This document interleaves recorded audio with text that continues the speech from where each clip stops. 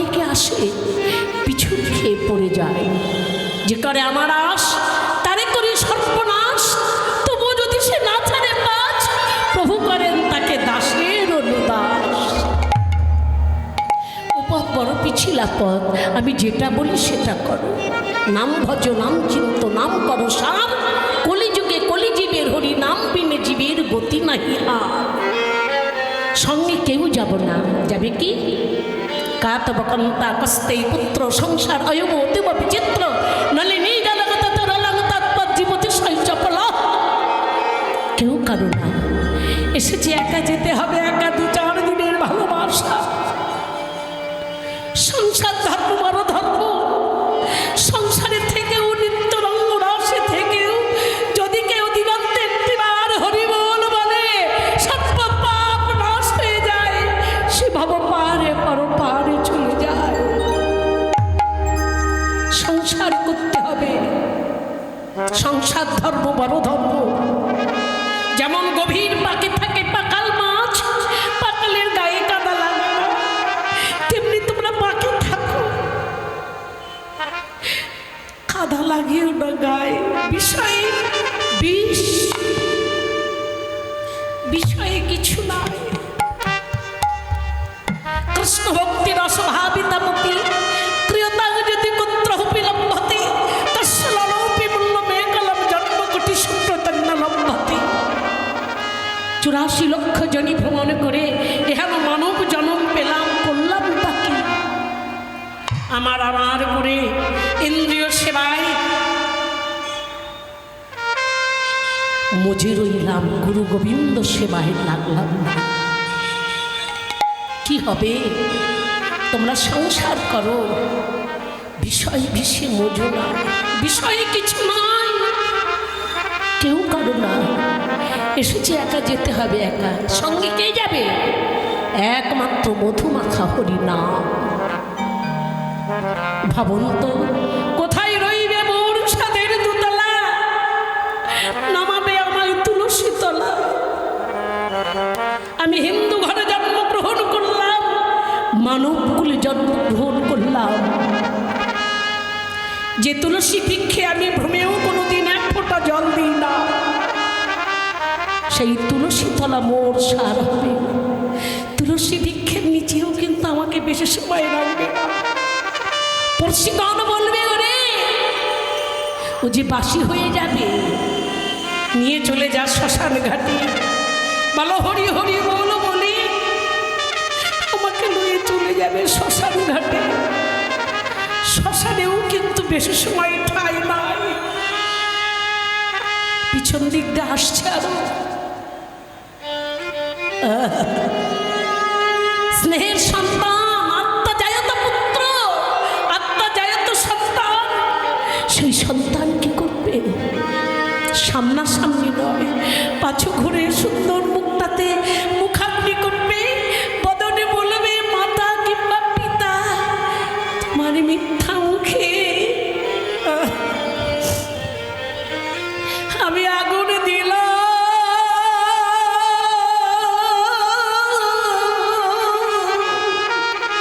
তোমার মিথ্যা মুখে আমি আগুন দিলাম।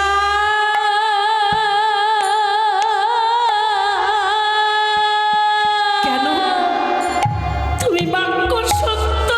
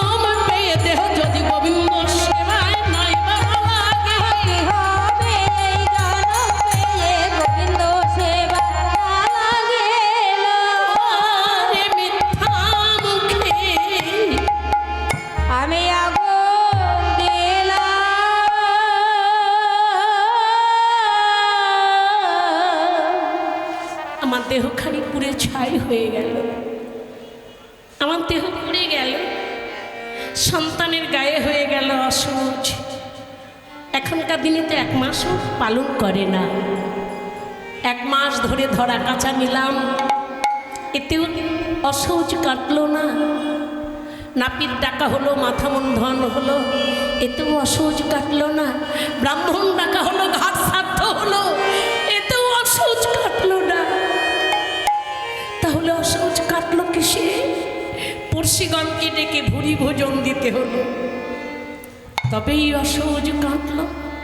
রে জীব, সঙ্গে তোদের কেউ যাবে না, সঙ্গে যাবে কে? শুধু নাম যাবে আর প্রাণ যাবে। নাম যাবে, হরি হরি মধুমাখা নাম যাবে, আর প্রাণ যাবে। নাম যাবে আর প্রাণ যাবে। বলে সবই তো পড়ে যাবে, কি হবে? এহান মানব জনম পেয়ে হবে জনম, বলে সবই তোর পড়ে যাবে। হবে এই জনমকে সবই, পড়ে যাবে, হবে এই জনম পেয়ে নাম যাবে আর প্রাণ যাবে। একমাত্র জীবের সম্বল। হিন্দু ঘরে জন্মগ্রহণ করেছি, মানব কুলে জন্মগ্রহণ করেছি, আমাদের একমাত্র সম্বল মধুমাখা হরি নাম, সবই তোমার পড়ে রবে। তাই গৌর হরি নিজে আচরণ করে জগৎকে শিক্ষা দিচ্ছেন। মহাজন বললেন, কি জানি কিভাবে গোড়ার গৌরী দাস ধরি। হরি হরি আমার গৌরীদাস পণ্ডিতকে বক্ষে জড়াইয়ে ধরলেন, গৌরীদাসকে বক্ষে জড়াইয়ে ধরলেন। এই গৌরীদাসকে, কলিতে যিনি গৌরীদাস, ত্রেতা যুগে ছিল রাবণের বংশধর তরণী সেন, বিভীষণের একমাত্র পুত্র, রাক্ষস বংশধর তরণী সেন। ত্রেতায় তরণী, দাপরে শ্রীকৃষ্ণের প্রিয় সখা সুবল, সুবল সুবল সুবল, যার মুখে নেই আনবল, সর্বদাই যে মুখে বলে সর্বদাই সুবল, সেই হলো সুবল। মহাপ্রভুর প্রিয় সখা, কৃষ্ণের প্রিয় সখা যিনি মহাপ্রভু, তিনিই কৃষ্ণ। চৈতন্য চৈতান্যতে কবিরাজ গোস্বামী পাদ কলম দিলেন, রাধাকৃষ্ণ একাত্মা ভিন্ন দেহ ধরি, অনান্য বিলাস রস আস্বাদন করি, এবে দুই তনু মিলে হলেন আমার শ্রী চৈতন্য গোসাই। শ্রী মানে সুন্দর, চৈতন্য মানে যিনি চেতনাকে ফিরান, তিনি হলেন চৈতন্য। রাধার ভাবরস আস্বাদিতে দোহে হলেন এক উঠায়, ভিতরে কৃষ্ণ বহিরে রাধা। রাধাকে, রাধা যিনি আরাধনা করেন তিনি রাধা। বিশ্বজগতের মধ্যে একমাত্র পুরুষ কিন্তু আমার গোবিন্দ, আর আমরা সকলেই কিন্তু প্রকৃতি। প্রকৃতি মানে নারী, প্রকৃতি হইয়া করে প্রকৃতির সঙ্গ, দিনে দিনে বাড়ে তার প্রেমের তরঙ্গ। আপনি প্রকৃতি হন, প্রকৃতি হলেই রাধারানী হতে পারবেন, নারী হতে হবে। বিশ্বজগতে সকলেই নারী, তবে কি পুরুষ নাই? হ্যাঁ, পুরুষ এক, দ্বিতীয় আর কেউ নাই। পুরুষ কৃষ্ণচন্দ্র, আমরা সকলেই কিন্তু নারী। অনেক বাবারা ভাবতে পারেন, তবে কি আমি নারী, আমি কি পুরুষ নই? বলে না, ভুল, আপনি পুরুষ নন, আপনি নারী। ইহজগতের পুরুষরা একজন রমণীর মনোবাসনা পূর্ণ করাতে পারেন না। পারে কি? পেরেছে কি? পত্নী বলে এটা দাও না, তোমার ঘরে এসে সারা জন্ম খেটেই গেলাম, বলেন না আপনারা? স্বামী কি বলেন না, এসে খেটেই গেলাম, কি পেলাম, কি দিলে? কন্যা বলে বাবা এটা দাও ওটা দাও, তুমি দিতে পারো না, তুমি কেমন বাবা? কিন্তু ভগবান শ্রীকৃষ্ণচন্দ্র, যদি কেউ বৃন্দাবনে গিয়ে থাকেন, কে কে বৃন্দাবনে গেছেন হাত তোলেন। জয় রাধে। আমিও গেছি বৃন্দাবন, নিতাই গৌর হরি। যদি কেউ বৃন্দাবন ধামে গিয়ে থাকেন, নিশ্চয়ই দর্শন করেছেন নিধুবন নিকুঞ্জ কানন, যে নিধুবনে ভগবান শ্রীকৃষ্ণচন্দ্র আমার 100 কোটি গোপীগণ নিয়ে করেছেন মহারাস লীলা। রাস কিন্তু পঞ্চ অধ্যায় রাস, সর্বশেষ রাস অন্তর্ধ্যান রাস। যে রাস মঞ্চে ভোলানাথ গিয়েছিল রাসলীলা দেখতে, হঠাৎ লীলা বন্ধ হয়ে গেল। পার্বতী বললেন, ভোলা তোমার রাসলীলা দেখবার অধিকার নাই। ভোলানাথ বললেন, কেন? পার্বতী বললেন, তোমার ভিতরে পুরুষত্ব আছে, তুমি দেখতে পারবে না রাসলীলা, চলে যাও। ভোলানাথ বললেন, যে পুরুষত্ব থাকলে রাসলীলা দেখা যায় না, তেমন পুরুষত্ব আমি রাখবো না। পুরুষত্ব ছিঁড়ে ভোলানাথ ফেলে দিয়েছিলেন। সাধু সাবধান। সর্বশেষ রাস অন্তর্ধ্যান রাস, যে রাসমঞ্চে ভোলানাথ গিয়েছিল। হরে কৃষ্ণ। সেই রাসমঞ্চে ভগবান শ্রীকৃষ্ণচন্দ্র 100 কোটি গোপীদের মনোবাসনা পূর্ণ অন্তেও তিনি অটল, অব্যয়, অরস, অগন্ধ। তিনি সুযোগ্য পুরুষ। ওই পুরুষকে যদি কেউ পেতে চান, প্রকৃতি হন, নারী হন, তাহলে রাধারানী হতে পারবেন, ভগবানকে প্রতিরূপে পাবেন। রাধারানী হতে গেলে কি করতে হবে? আরাধনা করতে হবে। কিসের আরাধনা? রতির আরাধনা। সাধু সাবধান। ঠাটে ঠাটে কইব কথা, বুঝিবেন রসিক শ্রোতা, না বুঝিবে আমার মতো যত আছে মোর। রতির আরাধনা করতে হবে, তবে আপনি রাধারানী হতে পারবেন, ভগবানকে প্রতিরূপে পাবেন। কোন রতি? শুদ্ধ রতি। শুদ্ধ রতি থাকে কোথায়? দ্বিদল পদ্মের সখ্যা আকারে ওই রতিকে ধারণ করতে হবে। ধারণ করলে শুধু হবে না, রতিকে ঊর্ধ্বগামী করতে হবে, তবে সেই রাধারানী হতে পারবে। ঊর্ধ্ব হতে নিম্নগামী তারে বলে ধারা, নিম্ন হতে ঊর্ধ্বগামী তারে বলে রাধা। তারে বলে রাধা। তাহলে বুঝতে পারলেন, রাধাকে ভগবান শ্রীকৃষ্ণের আহ্লাদিনী শক্তি শ্রীমতী রাধারানী। ভগবান শক্তিমান, রাধারানী শক্তি। শক্তি শক্তিমান একত্র হয়ে নদিয়ার মাঝে হয়ে এলেন শ্রী গৌরাঙ্গ। গৌর হলো বটে, কিন্তু ব্রজের স্বভাব, বৃন্দাবনের ভাব তার যায় নাই। কখনো কৃষ্ণ, কখনো তিনি রাধা। এই মুহূর্তে তিনি কৃষ্ণভাবে বিভাবিত হলো গৌর হরি। হরি হয়ে গৌরীদাসকে জড়ায়ে ধরলেন। গৌরীদাসকে জড়ায়ে ধরে কি করছি? ব্রজভাবী বিভাবিত হয়ে রাধানাম জপ করছেন। রাধানাম জপে গোরা, রাধানাম জপে গোরা। আরে রাধা নাম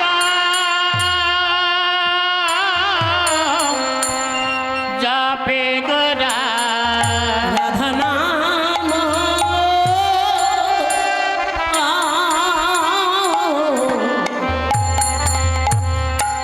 রাধানাম জপে গোরা।